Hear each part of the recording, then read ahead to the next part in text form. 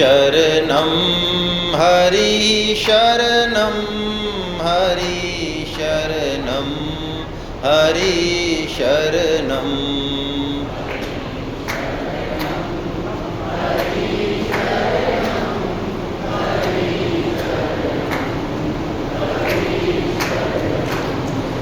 वसुदेवसुतं देवं कंसचाणूरमर्दनं देवकी परमानंदं कृष्णं वंदे जगद्गुरु। आप सभी वैष्णव जनों के चरणों में, गौ भक्तों के चरणों में मेरा प्रणाम। हरे कृष्णा हरे कृष्णा। पीछे आवाज आ रही है सुनील जी? बिल्कुल ठीक ठाक, बढ़िया। हरे कृष्णा। भगवान श्री कृष्ण की अद्भुत कृपा कि हम अपने अमूल्य समय में से कुछ समय सत्संग के लिए, भगवान की वाणी को सुनने के लिए निकाल पाए। शास्त्रों में आता है कि जब द्रवहि दीन दयाल राघव साधु संगति पाई है। भगवान श्री कृष्ण की वाणी को सुनने की इच्छा होना, सत्संग मिल जाना, ये बहुत भगवान की कृपा होती है, तब ये होता है, उसके बिना ये संभव नहीं है। और आज तो मणि कांचन योग है, जिस पुण्य धरा पर, पुण्य भूमि पर हम बैठे हुए हैं, वहाँ पर नित्य निरंतर गौ माता की सेवा होती है। भगवान श्री कृष्ण भागवतम में ये कहते हैं कि धर्म, अर्थ, काम और मोक्ष, इन चारों के रास्ते अलग अलग बताए, अलग अलग साधन बताए। तो यदि इन चारों को किसी एक काम से प्राप्त करना हो तो, क्योंकि भाई कर्म योग का साधन भी कोई आसान काम तो नहीं है। कर्म योग में हम ये मानते हैं कि जो कुछ हमारे पास है वो सब दूसरों के लिए है। तो वास्तव में ये सही है क्या बात? हमारे घर में जो तिजोरी रखी है, जो सोने की बिस्किट रखे हैं, क्या वो दूसरों के लिए हैं? अरे दूसरों की तो छोड़ो, अभी मैं पूछूं आपसे कि आपके लॉकर में क्या क्या सामान रखा है तो बता नहीं पाएंगे हम किसी को। अब मुझे तो आप क्यों बताओगे? हमारी ये फितरत है, हम अपने घर वालों को नहीं बताने वाले हैं। बोलो, बताने वाले हैं? हम में से कई तो अपनी पत्नी को नहीं बताएंगे क्या माल रखा है हमारे पास। वहाँ भी कुछ न कुछ पर्दा है। तो हर कर्म योग करना इतना आसान है? आसान नहीं है। हाँ, और ज्ञान योग की तो बात ही छोड़ दो। ज्ञान योग तो वो करे जो संपूर्ण संसार को अपना नहीं मानता हो। तो हम कह सकते हैं हाँ, तो इसमें क्या है, हम तो अमेरिका को अपना नहीं मानते, अमेरिका में चाहे आज गोला गिर जाए हमारे क्या फ़र्क पड़ रहा है। भाई संसार में 99% चीज़ों को हम अपना नहीं मानते ना, 99.99% को मानते हैं। क्या कहाँ मानते हैं? उसमें यदि कुछ हो जाए तो हमारे कोई फ़र्क पड़ता है? तो संसार का मतलब है, संपूर्ण संसार का बीज है ये शरीर। क्या हम शरीर को अपना मानते हैं? अरे बोलो भाई, शरीर के मरने से अपना मरना मानते हैं? शरीर के बूढ़े होने से अपना बूढ़ा मानते हैं? शरीर का कोई सम्मान कर दे तो अपना सम्मान मानते हैं? शरीर सुंदर है तो अपने आप को सुंदर मानते हैं? शरीर स्त्री है तो स्त्री मानते हैं? शरीर पुरुष है तो पुरुष मानते हैं? तो ये क्या हो रहा है फिर? शरीर बुद्धिमान है तो बुद्धिमान मानते हैं, शरीर मूर्ख है तो मूर्ख मानते हैं। तो हमारा तो कोई लेना देना ही नहीं है इन चीज़ों से, हम तो बिल्कुल ही अलग हैं इन चीज़ों से। तो इसका मतलब हम शरीर को जब तक अपना मान रहे हैं तब तक ज्ञान योग की कक्का नहीं सीख सकते हम। हेलो, गीता में, भागवतम में ये बात बहुत स्पष्टता से आई है कि जब तक हम शरीर को अपना मान रहे हैं, जो कि हम मान ही रहे हैं सभी, मुझे नहीं पता आपका, मैं अपनी बात कर रहा हूँ, तो तब तक हम ज्ञान योग की एक सीढ़ी नहीं चढ़ सकते। पहली हाँ, बातें हम कर सकते हैं, संस्कृत के श्लोक बोल सकते हैं, हम भाषण दे सकते हैं, हम तालियां पिटवा सकते हैं, वो सब काम हो सकता है, ओके, लेकिन ज्ञान योग की सीढ़ी नहीं चढ़ सकते हम। तो ज्ञान योग भी आसान है क्या? ज्ञान योग भी आसान नहीं है ना? भक्ति में समर्पण चाहिए, शरणागति। हमारी मन बुद्धि इतनी ऊपर है, हमने नौकर को बना रखा है राजा, गुलाम को क्या बना रखा है? आज आप किसी भी पढ़े लिखे से बात करो, किसी से करो, वो कह रहा साहब हम तो बिल्कुल स्वतंत्र हैं, अपने मन के राजा हैं, हम तो जो चाहते हैं वो करते हैं। अरे भाई, जो चाहते हैं वो नहीं करते हो। हम जो मन कहता है, जो बुद्धि कहती है, उसके अनुसार पूरी जिंदगी घूम रहे हैं हम। मन जहाँ ले जाना चाह रहा है वहाँ जा रहे हैं, मन जो पढ़ाना चाह रहा है वो पढ़ रहे हैं। मन बुद्धि के गुलाम हैं हम। जबकि हमें देखें शास्त्रों को तो मन बुद्धि हमारे सहायक है, हम इनके राजा हैं, गुलाम नहीं हैं हम इनके। राजा तो हम जब माने अपने आप को, जब मन को हम कह दें मिस्टर, बुद्धि को कह दें, जहाँ कह दें वहाँ लगे, और जब तक कहें जब तक लगे, तो हम मन बुद्धि के राजा हुए। लेकिन हम पूरी जिंदगी इनकी गुलामी करते हैं, और हमारे अज्ञानता ऐसी है कि हम समझते हैं कि नहीं नहीं, हम तो सर्वतंत्र स्वतंत्र हैं, बिल्कुल हमारे ऊपर किसका शासन है ना। तो भक्ति में शरणागति बहुत महत्वपूर्ण चीज़ है।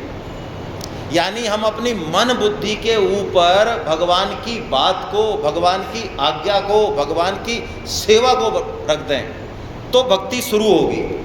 उससे पहले हमारे जितने भी शुभ कर्म हैं, मैं बहुत स्पष्ट शब्दों में कह रहा हूँ, जितने भी यज्ञ तप दान वेद स्वाध्याय, जितने भी अच्छे अच्छे कर्म जिनको हम कहते हैं बहुत ही बढ़िया काम हो रहा है, वो भक्ति नहीं है, वो कुछ और ही है, वो भक्ति के दायरे में नहीं आता है। बहुत स्पष्ट है शास्त्र का, हम चाहे उसको समझें नहीं जाने वो अलग बात है। भक्ति शुरुआत ही तब होती है जब भगवान के चरण कमलों में भगवान की आज्ञा को सर्वोपरि कोई हर रखे, कि नहीं मेरी बुद्धि कुछ भी कहे, मेरा मन कुछ भी कहे, यदि भगवान ने कह दी ओके डन। जैसे मैं आपको बताऊं, पीपा पीठ के राजा जो थे झालावाड़ के, तो काशी में स्वामी रामानंदाचार्य जी थे, जो भगवान श्री राम के अवतार हैं। और वो जनरली सुबह 2 बजे 3 बजे गंगा स्नान करते थे, कब निकलते थे पता नहीं, और बाकी कुटी में अपना ध्यान करते। उस समय यवनों से भी उन्होंने टक्कर ली, यवनों की हिम्मत नहीं होती थी। रामानंदाचार्य जी महाराज का इतिहास है बहुत बड़ा। तो दर्शन करना उनका आसान नहीं था, ना किसी को शिष्य बनाते थे, उनके दर्शन करना भी इतना आसान नहीं था। तो जो पीपाजी महाराज थे, उन्होंने कहा कि मैं तो यदि गुरु बनाऊंगा तो किनको बनाऊंगा?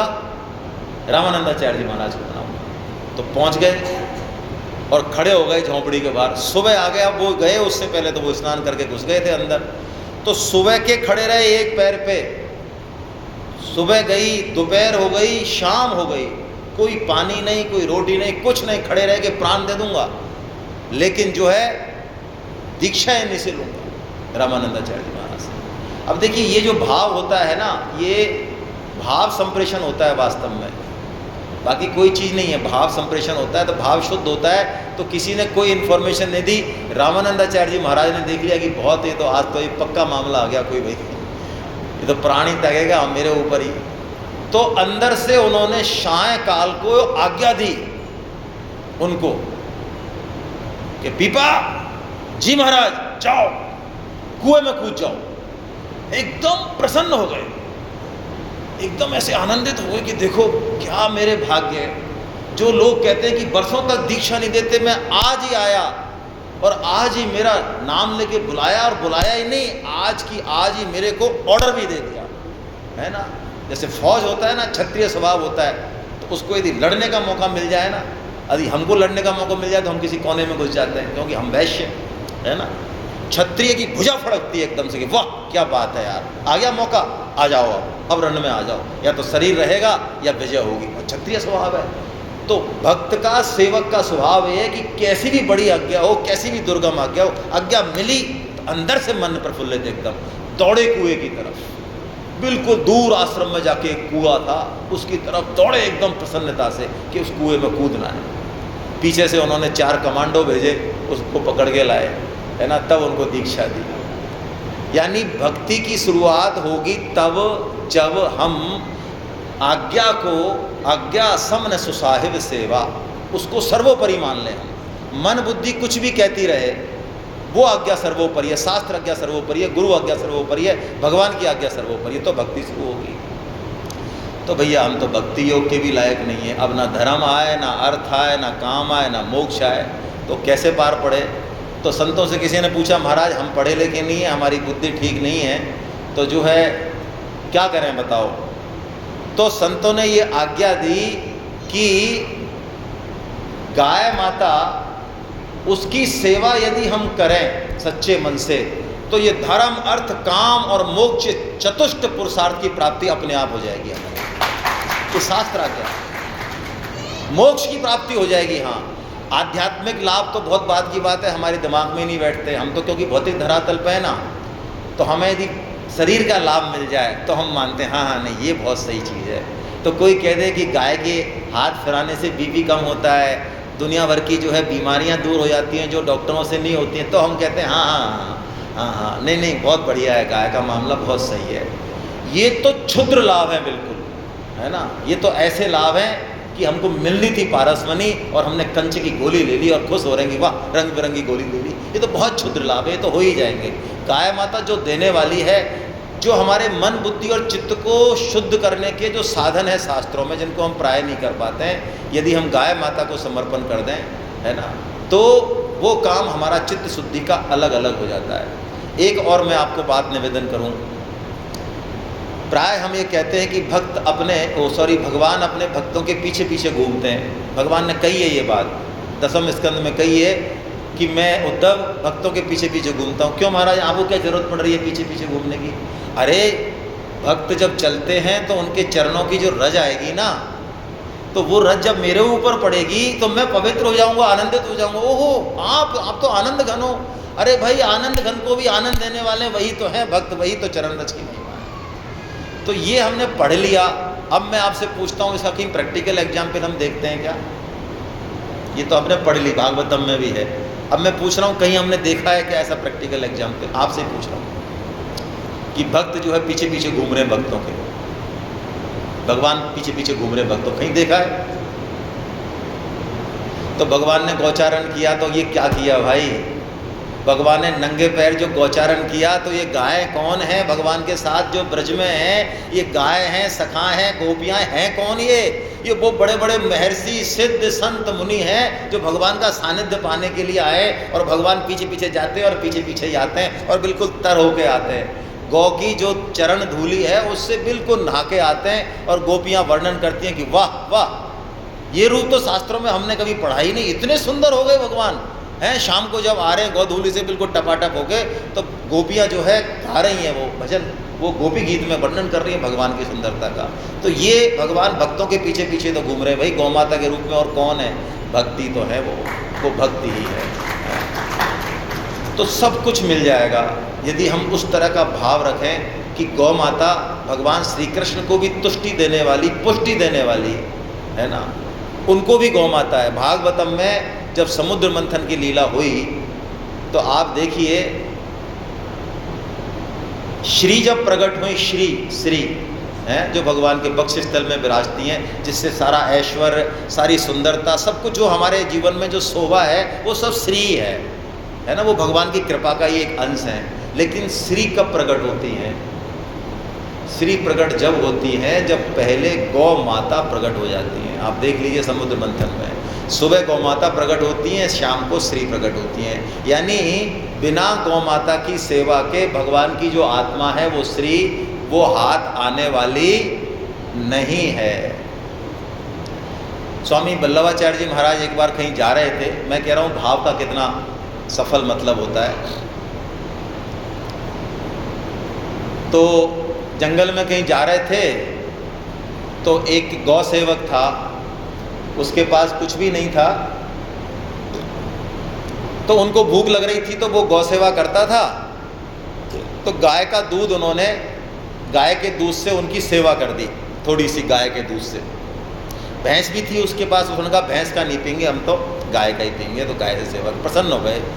तो उन्होंने कहा देखो बच्चा, तुम्हारा आहार हमने कुछ ग्रहण कर लिया, तो अब तुमको नरक में तो जाने देंगे नहीं, हम संतों का ये स्वभाव है, तुम्हारा कल्याण करना है। तो बोलो तुमको कौन सा साधन बताएं, कर्म योग, ज्ञान योग, भक्ति योग, ध्यान योग, हठ योग, लय योग, फलाना योग, ढिगना योग। उन्होंने कहा महाराज ये क्या कर रहे हो आप, हम तो बिल्कुल जो है निरक्षर भट्टाचार्य हैं, एकदम अंगूठा टेक।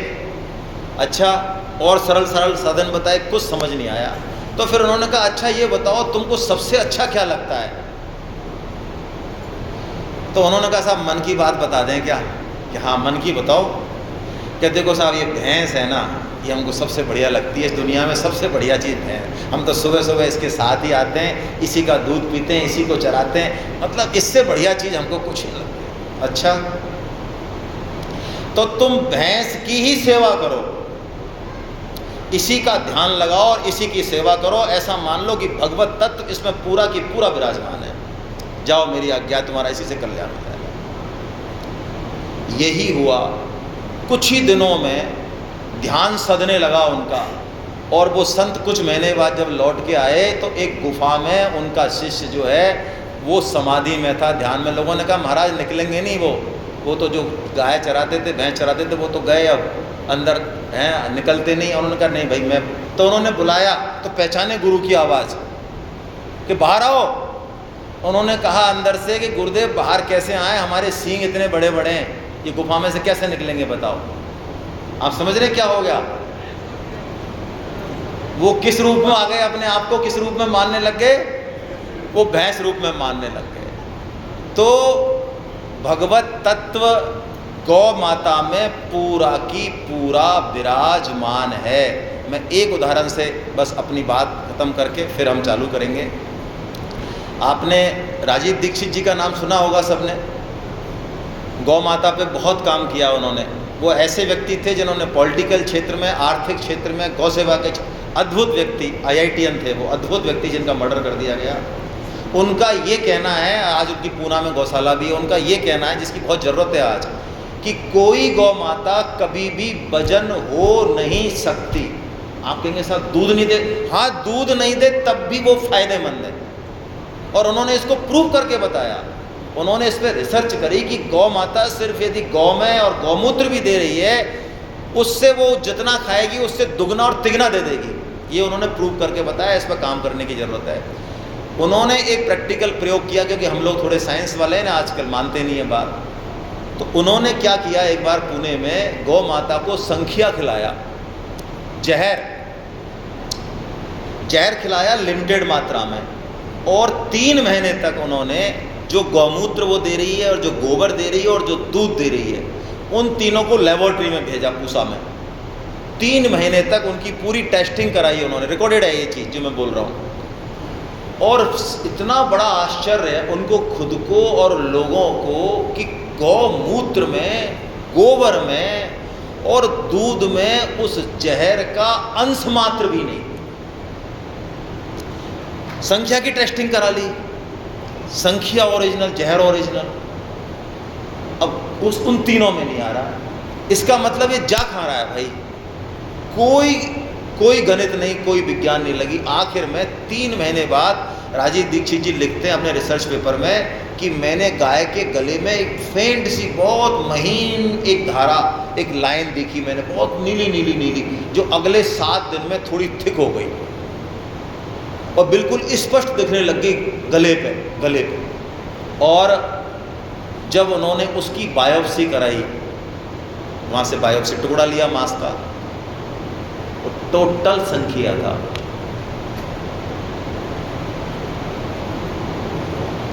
यानी गाय संख्या ले रही है, लेकिन उसको खुद पी रही है और बदले में हमें क्या दे रही है?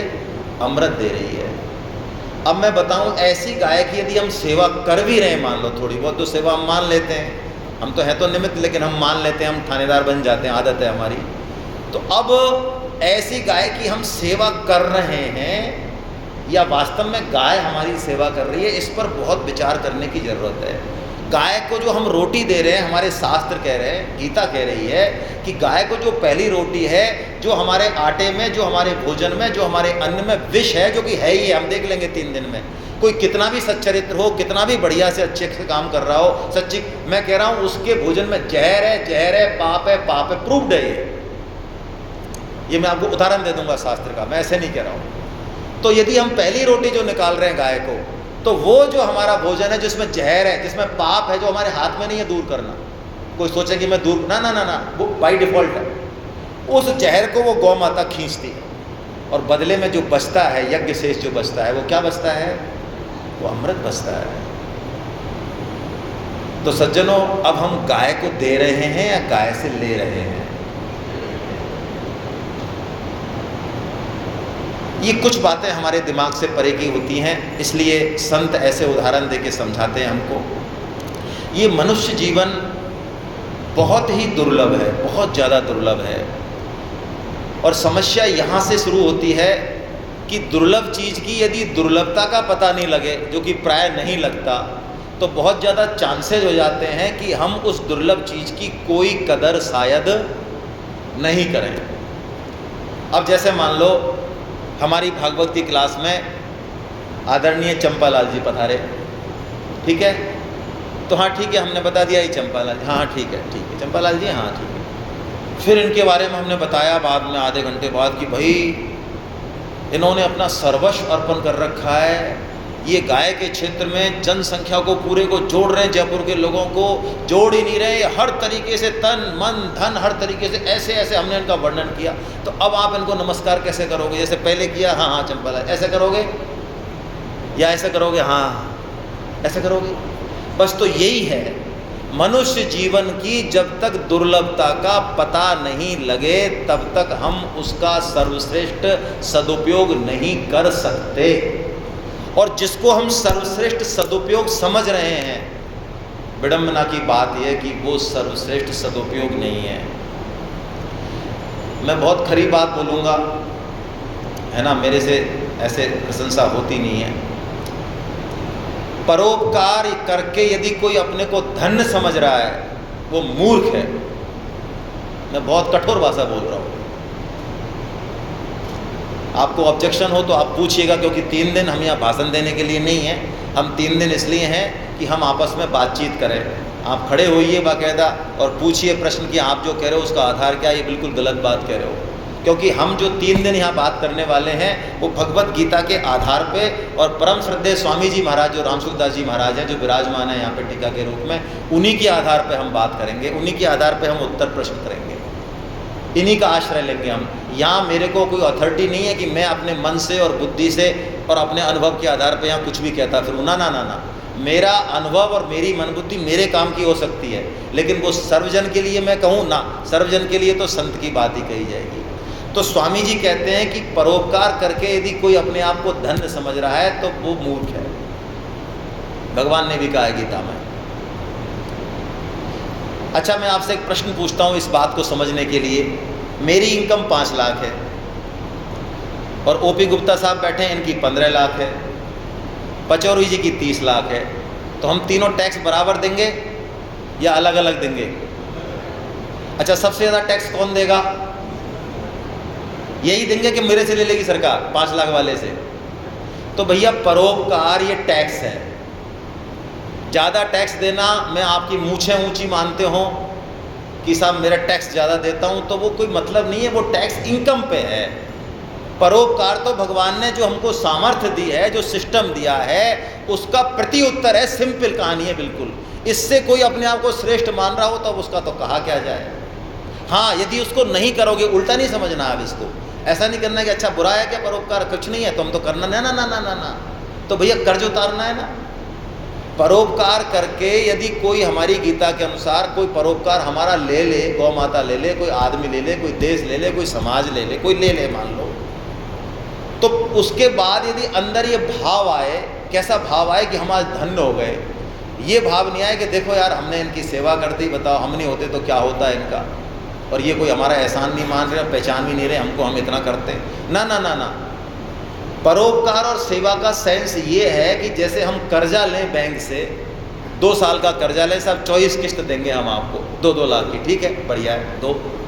और जब 24वीं किस्त का चेक काटें हम, तो बोलो कैसा रहेगा हृदय का भाव? अरे बढ़िया रहेगा ना, उस दिन तो बल्ले बल्ले है ना कि आज तो कलेश कटा भाई, है ना। तो परोपकार जिस दिन हम करें, लाख का करें, 2 लाख का करें, 5 लाख का करें, 2 रुपये का करें, 2 रोटी का करें, और कोई एक्सेप्ट कर रहा है उसको, तो उस दिन अंदर से ऐसा भाव आना चाहिए कि वाह वाह क्या बात है, क्या बात है, क्या बात है। और उसको यहाँ लिख लेना, यहाँ डायरी में। महान पतन का रास्ता है परोपकार करते हुए, हाँ परोपकार करते हुए। यदि डायरी में लिखा हुआ है 25 साल पहले का परोपकार, 20 साल पहले का परोपकार, और प्राय ये होता है, हमको 10 मिनट पहले जो चश्मा रखा है वो हमको याद नहीं है, लेकिन 20 साल पहले यदि हमने कहीं 2 लाख रुपए दिए हैं तो हमसे पूछ लो, करेक्शन करवा लो। हम डायलॉग ये मारते रहेंगे कि नहीं नहीं जो था सब भगवान का था, लेकिन कोई कह दे आपने 1 लाख रुपए दिए साहब, उस समय आप पधारे थे, बहुत बड़ी कृपा आपकी, कह रहे नहीं मिस्टर, हाँ 1 नहीं 2 दिए थे, बाकी है सब भगवान का ही, है तो सब भगवान का ही, देने दिलाने वाले भी भगवान, लेने, हाँ डायलॉग पूरे हैं, ज्ञान पूरा है, लेकिन खोपड़ी में अंदर बैठा हुआ है कि देने वाला मैं हूँ। यदि मैं नहीं होता तो ये डायरी में मेंटेन नहीं होता, और डायरी यदि बहुत भारी है, हेलो डायरी यदि भारी है तो भैया ज़्यादा पतन होगा। मैं बहुत उल्टी बात कर रहा हूँ अब आपसे, मैं कह रहा हूँ हम 1 फीट से गिरें और 1 20 फीट की मंजिल से गिरें तो हाथ पैर किसके ज़्यादा टूटेंगे भैया? तो बस अब समझ लें ये कहानी। तो ये परोपकार के लिए मनुष्य जन्म नहीं है, हमको कुछ ऐसा स्पेशल दिया है, ऐसा स्पेशल दिया है जिससे हम वो काम कर सकते हैं जो कोई नहीं कर सकता। वो स्पेशल पावर हमको दिए हैं। जैसे कि मैं कहूँ ये मोबाइल है, इसमें एक्सेल लैंग्वेज है। एक एक्सेल लैंग्वेज ये है कि 1000 दुकानदारों उनके 50,000 आइटम हो, कब कौन सा आइटम गया, कौन सा शॉर्ट हुआ, कौन सा, सब एक्सेल मेंटेन कर लेता है। अच्छा इतना, हाँ कर लेता है एक्सेल मेंटेन, यदि कोई एक्सेल जानता हो तो। अब मैंने इसमें एक्सेल तो चलाया नहीं, और मैंने तो व्हाट्सअप ही देखा है, इसमें थोड़ा बहुत चैटिंग मैटिंग कर ली, थोड़ी बहुत सोशल मीडिया पे। और भगवान मेरे से पूछें ऊपर जब जाऊँ मैं कि यार तेरे को मैंने दिया है 1 लाख का फ़ोन, तेने कुछ एक्सेल वैक्सेल देखा कि महाराज वो क्या होता है? अरे वो क्या होता है मतलब? हमने तो महाराज ये किया है इसमें। तो यार तेरे को फिर ज़रूरत क्या है इस फ़ोन को देने की भाई? तो हम ये सोचें यहाँ पहले बैठ के, सबसे पहला पॉइंट तो ये है कि मनुष्य जन्म की दुर्लभता क्या है, ऐसी क्या वीटो पावर हम में स्पेशल है, हम में, जो औरों में नहीं है किसी में। क्या हमको भगवान ने उस योग्य बनाया है कि हम वो कर सकते हैं जो कोई नहीं कर सकता, कोई भी योनि नहीं कर सकती। 84 लाख योनियों में से कोई भी योनि नहीं कर सकती वो काम। संपूर्ण प्रकृति परोपकार कर ही रही है अपने आप। जितने भी पशु हैं, पक्षी हैं, पेड़, नदी हैं, पहाड़ हैं, सब परोपकार ही कर रहे हैं, उसके अलावा वो कुछ करते ही नहीं है। एक हम ही हैं ऐसे जो चाहें तो हम सही डायरेक्शन में चलें और चाहें तो अपना पतन कर लें। यानी कल्याण करने का भी रास्ता पूरा खुला हुआ है हमारे पास, और पतन करने का भी रास्ता हमारे पास पूरा की पूरा। तो खतरा कहाँ पर है, हमारे यहाँ या और जगह? खतरा कहाँ है? अरे भाई ओपी गुप्ता साहब बैठे हैं, ये जो है कमिश्नर रहे हैं, एडिशनल कमिश्नर सेल टैक्स में। अब मान लो सेल टैक्स डिपार्टमेंट की सीएम जो है रिव्यू मीटिंग ले रहा है कि कल 10 बजे आ जाओ भाई। सीएम ले रहा है अचानक। अब आप समझ रहे हो, यदि आप गवर्नमेंट जॉब में कोई लोग तो समझ रहे होंगे कि क्या हालत हो रही होगी। सुबह से शाम और रात भी 11 बज रहे हैं, लेकिन पीपीटी में करेक्शन हो रहे हैं और सूचना आ रही हैं और डायरेक्शन आ रहे हैं और फलाना आ रहा है और डाटा, मतलब बावड़े हो रहे हैं और थर हो रहा है कि भाई कल सीएम क्या करना है। अच्छा, उसी ऑफिस में ओपी गुप्ता जी की तो रात के 11 बजे तक ये हालत हो रही होगी कि कमिश्नर है, इनको प्रेजेंटेशन देना है, तैयार करनी पीपीटी। और उसी ऑफिस में एक स्टूल पे बाहर जो है एक चपरासी बैठा है और वो खैनी खा रहा है आराम से। अब आप पहुंचे इनसे मिलने, तो चपरासी से पूछा यार साहब कैसे? अरे साहब की तो पूछे ही मत, आज तो हाँ आज तो साहब की है ना। क्यों यार ऐसा क्या हो रहा? सीएम, अरे कोई मीटिंग है साहब, बड़े अफसर की, आज पता चल रहा है। तो तेरी अपना क्या है साहब, अपने तो फाइल इधर दे और उधर दे, अपना क्या होगी, क्या बिगाड़ लेगा, क्या कर लेगा सीएम हमारा। तो भाई जितनी अधिकार ज़्यादा, सामर्थ्य ज़्यादा, खतरा और रेस्पॉन्सिबिलिटी उतनी ज़्यादा। मनुष्य जीवन वो धार है उस तरह की, वो धार है या तो ये भगवत प्राप्ति करा देगी, नहीं तो घोर नरक में डुबोएगी, बीच का कोई रास्ता नहीं है। यदि कोई कहे साहब हमें तो पता ही नहीं था, बताया नहीं किसी ने, तो भाई ignorance is no excuse, rule है शास्त्र का। कोई अफ्रीका से आए और ओवरटेक कर दे वो गलत डायरेक्शन से और पुलिस पकड़ ले, वो कह दे भाई साहब क्या बात कर रहे हो आप, मैं तो अफ्रीका से आया हूँ, आप पूछ लो भले ही, वहाँ तो ओवरटेक इधर से ही करते हैं, मैं क्यों करूँगा इधर से राइट से। अरे भाई तेरे को नहीं पता तो तेरे को छोड़ेंगे थोड़ी हम, तेरे यहाँ तो मर्डर करना भी कुछ नहीं है, तूने मर्डर किया तो तेरे को सजा मिलेगी। ऐसे ही मनुष्य जीवन इतना दुर्लभ है, इतना खतरनाक है कि यदि हमने ये नहीं समझा कि इसका पर्पज क्या है, उस पर्पज को प्राप्त कैसे किया जाए और जीवन में ग्रस्त में रहते हुए यही सब काम करते हुए कैसे प्राप्त किया जाए, तब तक हमने कुछ भी नहीं सीखा, कुछ भी नहीं सीखा। देखिए एक उदाहरण मैं दे रहा हूँ आपके सामने। आजकल तो कैलकुलेटर आ गए, पहले जोड़ लगाया करते थे, बही खाते होते थे, लंबे लंबे जोड़ लगाया करते थे, और चूंकि कैलकुलेटर नहीं थे तो उस तरह की व्यवस्था भी थी। पहले पहाड़े हमको 40-50 तक याद थे, और पहाड़े तो छोड़ो और पीछे जाओगे हमारी पीढ़ी से भी तो उनको ढैया डेढ़ा पौना वो भी याद थे। पता है आपको? नए लोगों को तो पता ही नहीं होगा, है ना? हाँ, वो तो कैलकुलेटर के भरोसे ज़िंदगी जी रहे हैं। कैलकुलेटर में जितना 1.75 इंटू इतने में करोगे, इतने में तो दादाजी बता देंगे क्या है इसका ढैया, इसका पौना, ये हो गया काम। तो सपोज कोई व्यक्ति इतना कुशल है कि उसका जोड़ गलत नहीं होता, 100 संख्या हो 150 संख्या हो, वो झटके से जोड़ लगा देता है, डन कर देता है। आप समझ रहे हैं? लेकिन उस व्यक्ति के साथ क्या हुआ, उसने जो पहला अक्षर था उसको ठीक से पढ़ नहीं पाया, था तो कुछ और, पढ़ गया कुछ और, पहले अक्षर को बस, बाकी उसने शानदार तरीके से जोड़ लगा लिया। अब मैं आपसे पूछता हूं, क्या उसका टोटल ठीक रहेगा? बहुत बढ़िया जोड़ लगाने वाला है, मैं बहुत बढ़िया गीता पढ़ने वाला हूँ, है ना, मेरे पास पैसा भी बहुत है, परोपकार भी करता हूँ, बिजनेस भी बहुत है, स्किल भी बहुत है, सब काम टॉप से टॉप कर रहा हूँ मैं, यज्ञ तप दान सब काम बढ़िया से बढ़िया कर रहा हूँ, वाई वाई हो रही है, मेरी समाज में नाम है, दुनिया ठोक रही है आराम से, बढ़िया, वाह वाह वाह, ऐसा मेरा नाम है। लेकिन जो मुख्य काम है, जो एक है, उसके बारे में ना मेरे को पता है, ना मैंने जाना, उसको मैं भूल गया। तो बोलिए मेरा टोटल ठीक होगा? बहुत गहरी बात है ये, मेरा टोटल ठीक नहीं होगा। हम यहाँ ग्रस्त पालने नहीं आए, हेलो, हम यहाँ शादी करने नहीं आए, हेलो, हम यहाँ बच्चे पैदा करने नहीं आए, उनके शादी ब्याह करने नहीं आए, हम यहाँ परोपकार करने नहीं आए। हम जितना भी काम कर रहे हैं बढ़िया से बढ़िया, वो काम हम करने नहीं आए, नहीं आए, नहीं आए, इसके लिए हम बने ही नहीं हैं। ये जितने भी काम हम कर रहे हैं, हमने अपने अपनी लिस्ट में लिख रखे होंगे बढ़िया बढ़िया काम, 50, 60, 70 साल के, वो सारे काम हमसे बेहतर और योनियां कर रही हैं। बताइए आहार के मामले में हम पशुओं से श्रेष्ठ हैं या नीचे? आप में से कितने साधक हैं जो पहली बार सेमिनार अटेंड कर रहे हैं? चलिए काफ़ी हैं, करीब आधे हैं, तो ठीक है। मैं आपसे पूछ रहा हूं, आहार के मामले में हम पशुओं से श्रेष्ठ हैं या नीचे हैं? बिल्कुल खुल के बोलिएगा, देखिए कोई दबाव में नहीं, ऐसा नहीं कि हाँ नए बोले पुराने नहीं बोले, ऊपर है। कैसे नीचे हैं? उसको 56 भोग पता है क्या? जलेबी पता है क्या? हमने कितनी वैरायटी कर रखी है, उसको प्रोटीन विटामिन कुछ पता है क्या? एक जैसा आहार वो खा रहा है जिंदगी भर, उल्टा सीधा खा रहा है। कैसे नीचे? हम तो ऊपर हैं। तो बताओ, चलिए समय पे खाते हैं हम, असमय खा जाते हैं, इस मामले में ठीक है। और ओवर ईटिंग नहीं करते, चलिए ठीक है। और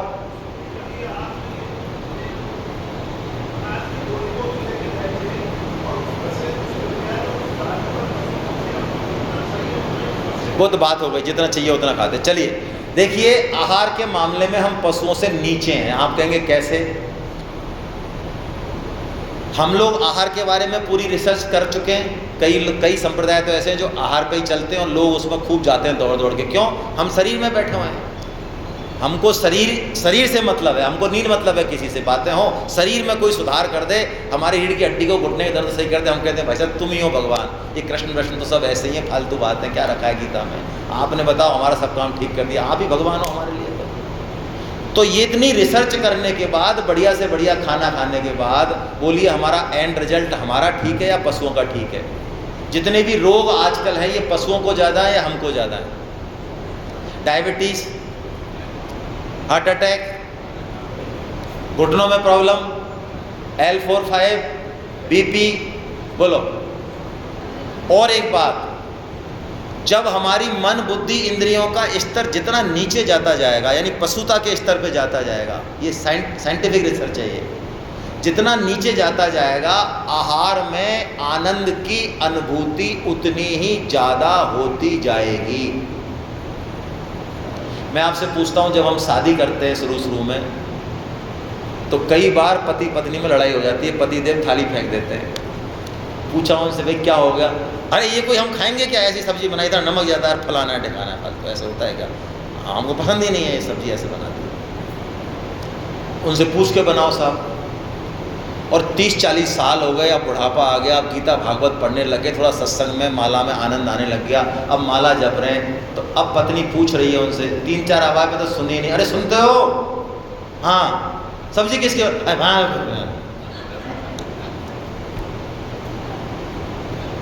अरे वो पत्नी खाने बैठती है, अरे इसमें नमक है ही नहीं, है नमक नहीं है, कम है, तुमको पता ही नहीं चला। अरे हम थोड़ा सा क्या वो गीता का श्लोक याद कर रहे थे खाते समय, वो याद नहीं आ रहा था, पता ही नहीं चला क्या हो गया। यानी जैसे जैसे आध्यात्मिक स्तर उठा तो हमने इस खाने का, संसार के भोग का जो आनंद का लेवल है वो छूट गया ना, क्योंकि उससे उच्चतर आनंद हमको। अब शास्त्र की भाषा में मैं कहूँ, बात बहुत कड़वी है, हम 56 भोग खाए यहाँ पे, और हमने तो खाए हैं भाई। यहाँ पे अनिल जी बैठे, हम पथमेड़ा गए तो उन्होंने 56 भोग हमको खिला दिए। 56 भोग की हम बात ही करते रहते हैं, आज इतने बड़े हो गए, वास्तव में हमने कभी नहीं खाए, है ना। कहीं लगे भी किसी मंदिर में तो हमको 5-7 पीस मिल गए होंगे, लेकिन ये अनिल जी ऐसे महामहिम है, हमने पहली बार देखा, इन्होंने गौ द्रव्य से बने हुए 56 भोग हमें खिला दिए। मतलब मैंने अब तक 5 स्टार में भी खूब शादियाँ अटेंड करी हैं, ऐसे मैं किसी की बड़ाई करता नहीं, मेरे बहुत मुश्किल से निकलती है, लेकिन वहाँ पर 5 स्टार में जब 150-200 डिश है, वैरायटी है, मतलब एक जैसे आइसक्रीम है तो 50 आइसक्रीम, ये है तो साहब 40 इधर, उससे भी ज़्यादा वैरायटी और उससे ज़्यादा आनंद इनके हाथों से जो है हमें आ रहा है, वो सारे गौद्रव्य से बने हुए। तो शास्त्र की भाषा कहें, यदि कठोर भाषा कहें, तो सूअर का मल है, सूअर का आहार है मल, विष्ठा। सूअर को विष्ठा में जितना आनंद आता है उससे कम आनंद हमको अपने 56 भोग में आता है। तो आहार के मामले में हम उनसे श्रेष्ठ, निद्रा के मामले में उनसे श्रेष्ठ नहीं है। हम में से कईयों को अनिद्रा की बीमारी है, गोली लेते हैं, और पशु को, कितने लोगों को अनिद्रा की बीमारी है? नींद बहुत लेट आती है, नहीं आती है, पूरी थकान नहीं होती है, नहीं है। एक को है, इनके पास पैसा बहुत ज़्यादा है, इनको देख लो इनकी तरफ आप पीछे। बाकी लोगों के पास पैसा ज़्यादा नहीं है, पैसा ज़्यादा होता है तो नींद नहीं आती है, टेंशन के मारे। तो इसका मतलब ज़्यादा पैसे वाले लोग नहीं है यहाँ पे भाई, ज़्यादा हाथ खड़े नहीं हुए, 2-4 ही खड़े हुए। निद्रा अमेरिका में कहते हैं, गूगल पे सर्च कर लो आप, 70% लोगों को नींद नहीं आती है। और हम जब बचपन में थे तो नींद ना देखे टूटी खाट और भूख ना देखे बासी भात, खरेरी खाट पे सो जाते थे, और सोते थे तो जब ऊपर भी कपड़ा नहीं होता था तो इंडिया का नक्शा छप जाता था पीठ पे, लेकिन ऐसी बढ़िया नींद आती थी। तो आहार में, निद्रा में, भय में और मैथुन में, इन 4 चीज़ों में हम पशुओं से श्रेष्ठ नहीं हैं। जितने भय पशुओं को, उससे कई गुना भय हमको है। आजकल तो हमको इतने भय हो गए समाज में, हमने क्रिएट किए हैं, साइकोलॉजिकल बहुत सारे भय जो है ही नहीं, हमने क्रिएट किए हैं। हमारे डेवलपमेंट ने, हमारी प्रगति ने जो अंधाधुंध हो रही है उसने क्रिएट किए हैं। और मैथुन के मामले में भी हम उनसे घटिया हैं।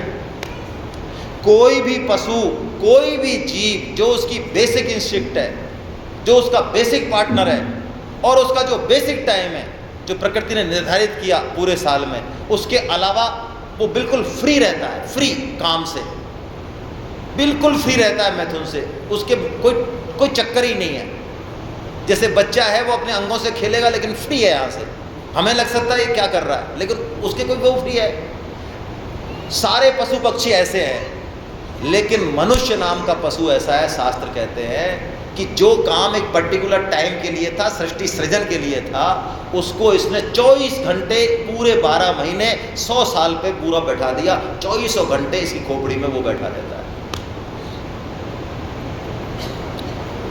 अखबारों में जितना पतन हमारा हुआ है इस फील्ड में, बड़े बड़ों का, उतना पतन, ऐसी घटनाएं कहीं नहीं मिलेंगी, किसी भी पशु में मिल ही नहीं सकती। तो हम इन चारों में तो भाई इनसे श्रेष्ठ नहीं है, तो हम किस मामले में श्रेष्ठ हैं? कोई वीटो पावर तो है हमारे पास, है ना।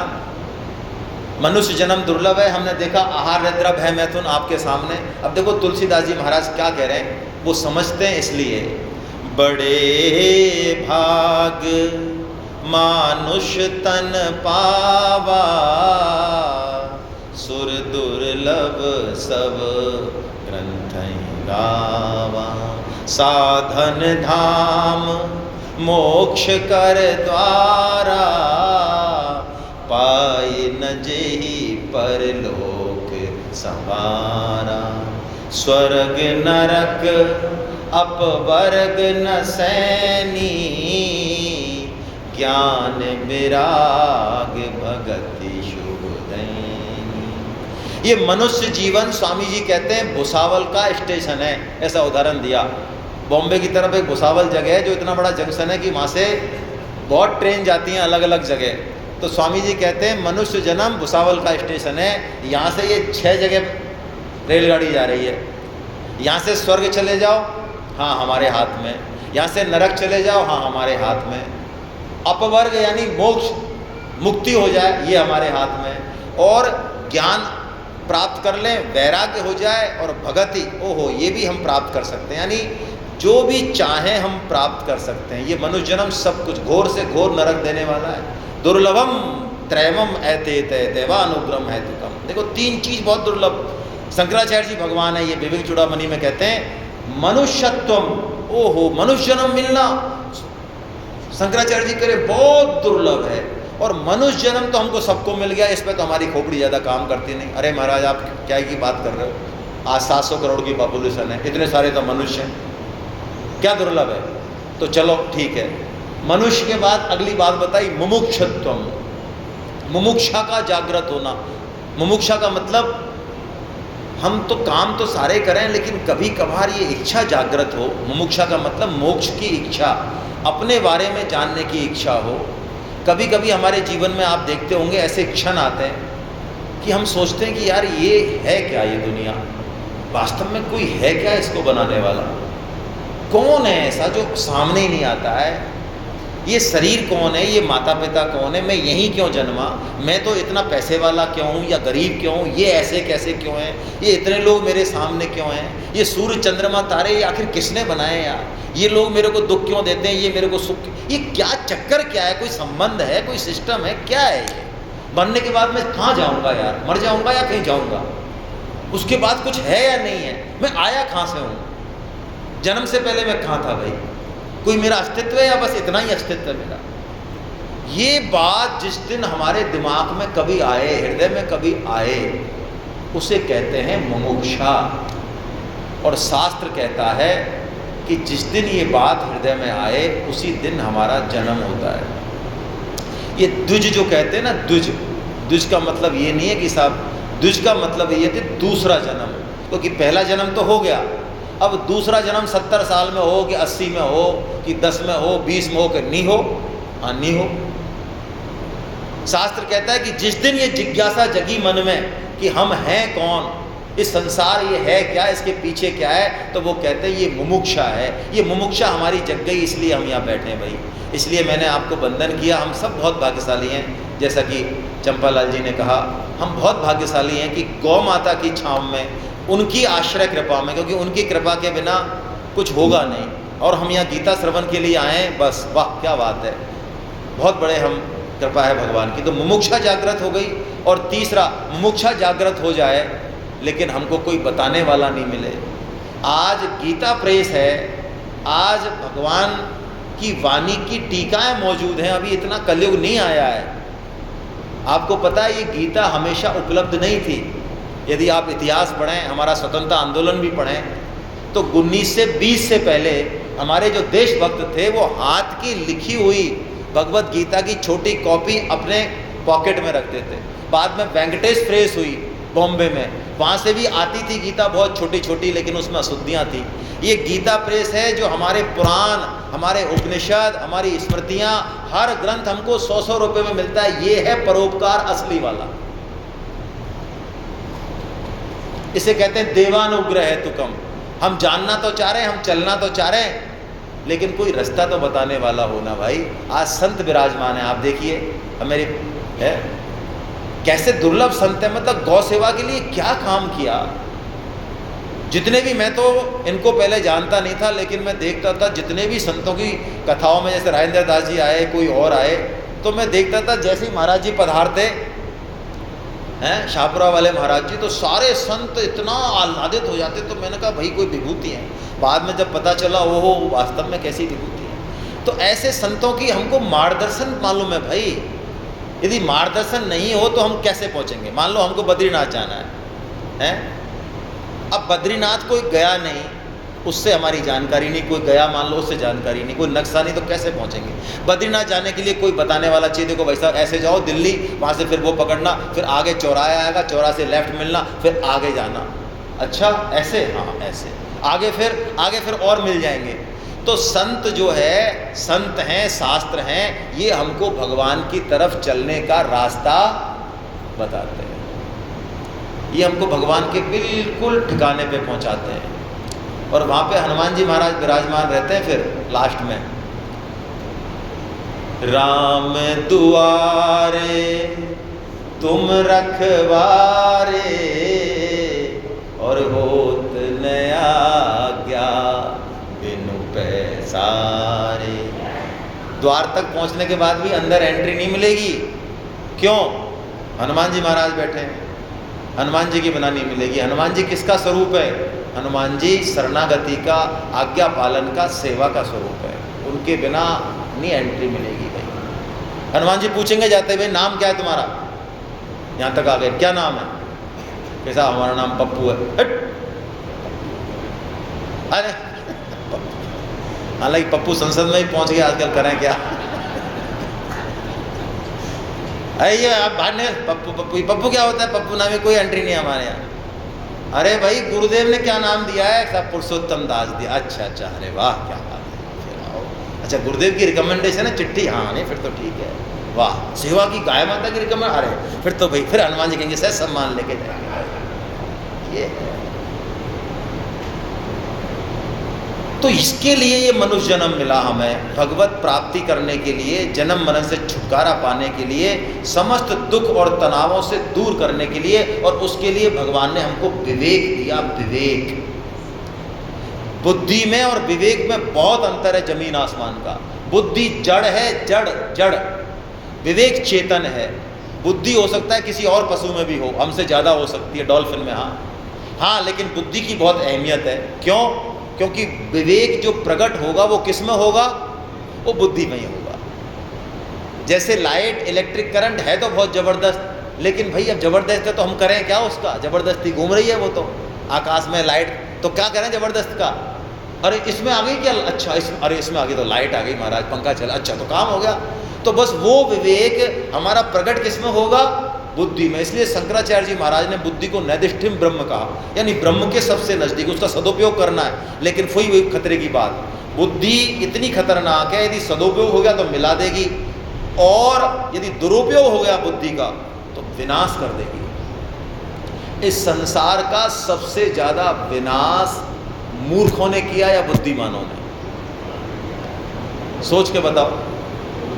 इस संसार को विनाश के कगार पे जो डाला है वो किसने डाला है? बुद्धिमानों ने डाला है। मूर्ख विनाश नहीं कर सकता। मूर्ख तो अपने 10-5 फीट की बाउंड्री में ही थोड़ा बहुत उठक बैठक करेगा, बस उतना ही चीज़ खराब करेगा। आपको पता है आइंस्टीन, जिन्होंने परमाणु बम जिनके अध्यक्षता में बना, वो उनकी सुपरविजन था। आइंस्टीन ने अपनी जो बायोग्राफी है, जब उन्होंने हिरोशिमा और नागासाकी पे बम देखे और लोगों का मृत्यु देखी, लोगों की, उनकी पीढ़ियाँ की पीढ़ियाँ खराब हो गई। मृत्यु नहीं, जो बचे उनकी पीढ़ियाँ, 3-3 पीढ़ियों में।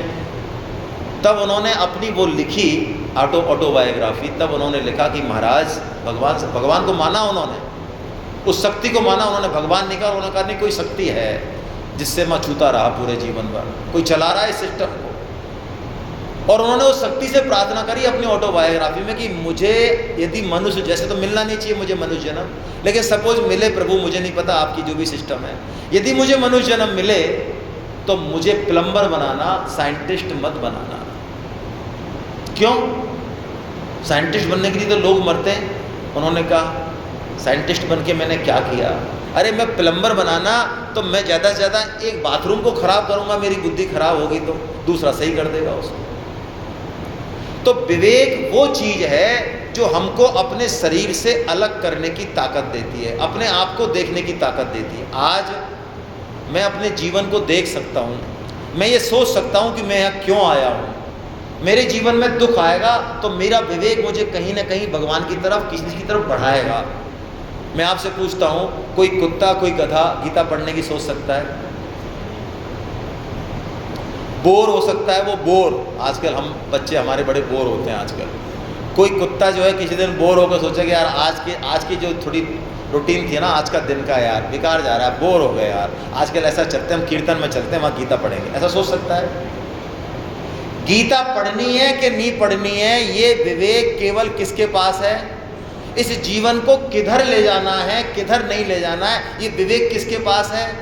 सामान्य विवेक आहार निद्रा भय मैथुन का सबके पास है, लेकिन हर जानवर, हर पशु, हर पक्षी, हर योनि, उसको भगवान ने एक बेसिक इंस्टिंक्ट दिया, बेसिक स्वभाव है उसका, वो पूरा जीवन उसके उसी के अनुसार काम करने के लिए बाउंड है, उसको कोई पाप पुण्य नहीं लगता है शास्त्र के अनुसार। जैसे मैं अभी किसी की हत्या कर दूं, किसी जानवर की, बोलो मेरे को पाप लगेगा कि नहीं लगेगा? लगेगा। अच्छा, शेर रोजाना 3 की हत्या करे तो लगेगा। अच्छा, शेर यदि गाय को खा जाए मान लो जंगल में और हम गौ सेवक हैं, तो हम थोड़ा जाके उसको प्रार्थना तो कर ही सकते हैं कि महाराज आप ये क्या गड़बड़ कर रहे हो यार, ये अच्छी बात नहीं है, ऐसा मत करो यार, आप ये अच्छा रास्ता नहीं है। कर सकते हैं? करनी चाहिए, उसको समझनी चाहिए। ना तो हमको करनी चाहिए ना उसको समझने की अपेक्षा, उसकी बेसिक इंस्टिंक्ट है, वो ऐसे ही करेगा, उसको बनाया ऐसे है। लेकिन हमको ऐसे नहीं बनाया, हमको विवेक दिया, और जैसे ही विवेक दिया विधि निषेध हमारे ऊपर लागू हो गए, सारे विधि निषेध हमारे ऊपर लागू हो गए, सारे पाप पुण्य हमारे ऊपर लागू हो गए। और विवेक यदि जग गया तो फिर ये दूसरी वीटो पावर खुलती है हमारी। यदि विवेक नहीं जगा तो ये वीटो पावर खुलेगी ही नहीं, ये दुकान बंद ही रहेगी। कौन सी वीटो पावर है दूसरी हमारे पास? कर्म स्वातंत्र। मनुष्य योनि को कर्म योनि कहा। आप कहेंगे कर्म योनि तो सारी योनियां हैं, सभी लोग कर्म कर रहे हैं, देवी देवता पशु पक्षी सब कर्म ही तो कर रहे हैं। नहीं नहीं नहीं नहीं, नहीं। वो सब भोग योनियां हैं, उनके पास नया करने को कुछ नहीं है, कुछ भी नहीं है। कुत्ते का, गधे का, हाथी का, घोड़े का A to Z फिक्स है, A to Z। उसके बाद की जर्नी भी फिक्स है। कुत्ते के बाद कौन सी योनि, कहाँ पर क्या, सब फिक्स है, टोटल फिक्स। क्यों? वो जो मनुष्य जन्म में जो कर्म किए उनको वो विभिन्न योनियों में भोग रहा है। अच्छे से अच्छा अम्बानी के घर पे पैदा हो गया कुत्ता, हाँ तो पुण्य भोग रहा है। हो सकता है वो ऐसी गाड़ी में बैठा हो कि हमारे पास यदि 2 मिनट को आया तो हम तो फोटो ही खिंचाने में लग जाएंगे, यार फोटो तो खींचो, थोड़ा स्टेटस पर डालेंगे, बैठने का मौका तो मिला नहीं। और वो भाई साहब पेशाब कर रहे हैं उसमें, हाँ संभव है। ये कर्म स्वातंत्र का मतलब है हमारे जीवन में पुराने भोग भी हैं। ध्यान रखें, देखिए यहाँ से टर्न होती है हमारी लाइफ। हमारे जीवन में पुराना सिस्टम भी है, हम पुराना भी भोगते हैं। अब मैं आपको स्पष्ट शब्दों में कहूँ तो हमारे पास जो भी रिश्तेदार इकट्ठे हैं, माँ बाप हैं, भाई बहन हैं, पति पत्नी हैं, धन है, धन का भोग है हमारा, और जो सारा एम्पायर है सारा, ये टोटल प्रारब्ध से डिसाइडेड है। इसमें हमारी मेहनत का थोड़ा सा अंश है, बस थोड़ा सा है अंश है, डिसाइडेड है मैक्सिमम। लेकिन हम अर्थ में और काम में तो नहीं है, जैसे नीचे लिख रहा है ना, अर्थ और काम में प्रारब्ध बलवान है, लेकिन ऊपर जो लिख रहा है धर्म और मोक्ष में हमारा पुरुषार्थ प्रधान है। यानी हम धर्म और मोक्ष में कुछ करें कि नहीं करें, इसके लिए हम पूरी तरह से स्वतंत्र हैं। लेकिन हम करते क्या हैं इस पे सोचें। प्राय हम सब उल्टा काम करते हैं। जब हमको धन कमाना है, अर्थ और काम का भोग करना है, उसका संग्रह करना है, तो हम पूरी जान लगाते हैं, पूरा समय का लगाते हैं। और यदि सत्संग में जाना है, गीता पढ़नी है, भागवत पढ़नी है, तो हम उसकी इच्छा को किस पे छोड़ते हैं? भगवान पे छोड़ते हैं। और इतने भोले बन जाते हैं कि भगवान पढ़ाएंगे, उनकी कृपा होगी। कई तो कहते हैं भाई साहब उनका आदेश होगा तभी तो पढ़ेंगे गीता। अच्छा, उनका आदेश होगा तो जरा चेक करें भाई, उनके आदेश से जीवन चल रहा है क्या हमारा? ये जो हम व्हाट्सएप उठाते हैं दिन में 20 बार और आधा घंटे आँख फोड़ते हैं, क्या उनके आदेश से ही उठाते हैं? हमारा पेट भरने के बाद भी यदि कोई बढ़िया व्यंजन हो तो हम 4-4 ठूंसते हैं, तो क्या वो भी आदेश से ठूंसते हैं? क्या हमारे जीवन में वास्तव में हर काम भगवान के आदेश से ही हो रहा है? भगवान यदि आदेश नहीं दे तो 3 दिन तक हम क्या रोटी नहीं खाने वाले हैं, व्हाट्सएप देखने वाले नहीं हैं क्या? तो ये धर्म और मोक्ष के काम में ये भगवान का आदेश कहाँ से आ गया? जबकि भगवान ने तो ये कहा है कि धर्म और मोक्ष में मेरा आदेश नहीं है, तेरे को मैंने स्वतंत्रता दे दी पूरी, तेरी जचे जो कर, तू लुढ़कना चाहे लुढ़क, और तू चलना चाहे मेरी तरफ, मैंने तेरे को ताकत दी है पूरी, सारे इंस्ट्रूमेंट दिए तेरे को, और यदि तू उनको यूज नहीं करता है, यदि ऊपर पूछता है, भगवान पूछते हैं, अच्छा विवेक का सदुपयोग किया है महाराज? विवेक ये खाएं, अरे तो तूने यूज नहीं किया? नहीं महाराज, हम पेटी पैक वापस ले आए आपको, आप चेक कर लो, हमने बिल्कुल खर्च नहीं किया है, पेटी पैक माल है, ले वापस। तो बोलो भगवान हमको अगली योनि कौन सी देने वाले हैं, जिसमें विवेक की जरूरत है या जिसमें विवेक की जरूरत नहीं है? अगला जन्म भी हम डिसाइड करेंगे। हेलो, हम भगवान का कोई लेना देना नहीं है। हम कौन सा कर्म करेंगे, कौन सा कर्म नहीं करेंगे, इससे भगवान का कोई लेना देना नहीं है। यदि कोई ये कहता है अध्यात्म के क्षेत्र में आके कि जो कराते हैं वो सब भगवान कराते हैं, ये बहुत ही गलत स्टेटमेंट है।